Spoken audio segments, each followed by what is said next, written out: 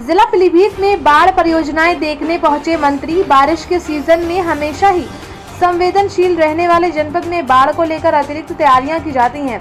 इन्हीं तैयारियों को परखने के लिए आज जल शक्ति मंत्री स्वतंत्र देव सिंह औचक शुक्रवार को बीसलपुर पहुंचे। बता दें कि जल शक्ति मंत्री स्वतंत्र देव सिंह ने बीसलपुर में देवहा नदी के बाएं किनारे पर स्थित ग्राम कंधरापुर की बाढ़ सुरक्षा परियोजना का निरीक्षण किया।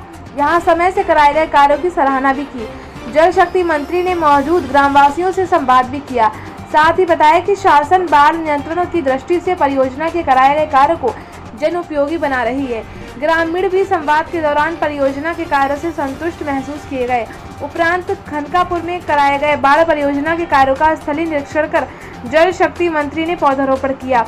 विधायक विवेक वर्मा, जिलाध्यक्ष संजीव प्रताप सिंह की मौजूदगी में सभी से अधिकाधिक पौधे लगाने को कहा। मुख्य अभियंता शारदा HN सिंह, SDM महिपाल सिंह, अधिशासी अभियंता बाढ़ खंड आशुतोष कुमार, अधिशासी अभियंता शारदा सागर खंड ब्रजेश कुमार पोरवाल, अमित सिंह विशाल मौजूद रहे। आइए देखते हैं ये रिपोर्ट संवाददाता करण देव शर्मा के साथ। परियोजना हमारी शुरू हुई थी और बाढ़ के पहले सभी परियोजना मेरी पूर्ण हो गई है। सिंचाई विभाग में माननीय योगी जी के नेतृत्व में इसके पहले ये 3 गांव ऐसे थे कि जो कटान होता था, रोड भी कटान और गौशाला भी था। लेकिन इस परियोजना को कंप्लीट होने के बाद अब ये गांव भी तीनों बच जाएंगे, सड़क भी बच जाएगा, गौशाला भी बच जाएगा। लगभग इस जनपद के अंदर 6 परियोजनाएं हमारी बीसलपुर, पूरनपुर और सदर में मिलाकर लगभग 6-7 परियोजना चल रही हैं।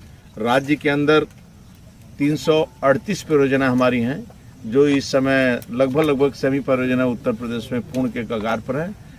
बाकी कुछ बचे हैं जो पूर्ण के कगार पर, बाकी हमारे 100% 250 के ऊपर की परियोजना हमारी पूर्ण हो चुकी है। जनधन की हानि न हो, किसानों का नुकसान न हो, इसके लिए हम लोग रात दिन विभाग के कर्मचारी अधिकारी परिश्रम कर रहे हैं और इसीलिए हम लोग भी निकले हैं कि आगे भविष्य में बाढ़ आने की संभावना है तो हम लोग अपने स्तर से तैयार हैं और उस चुनौती को हम लोग स्वीकार करेंगे।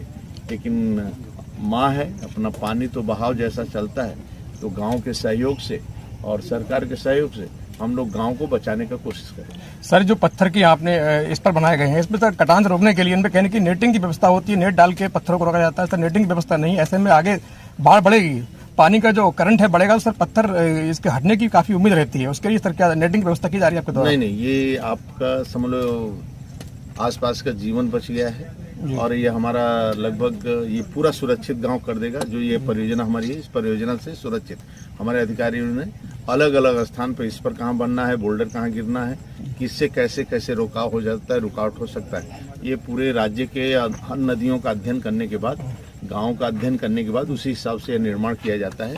आप निश्चिंत रहिए, ये तीनों गाँव बचेंगे, आगे भविष्य में भी बचे रहेंगे। इसके पहले भी जो बना था लगभग वो एक तरह का वो सब की आयु 50 से लेकर 100 वर्ष होता है। नुकसान न हो, कोई यदि उस पर न करे तो वहाँ कटान फिर दोबारा नहीं हो सकता है। इसलिए ये सुरक्षित रहेगी, आप निश्चित रहिए। सर, ग्रामीण अंचल जो इलाका होता है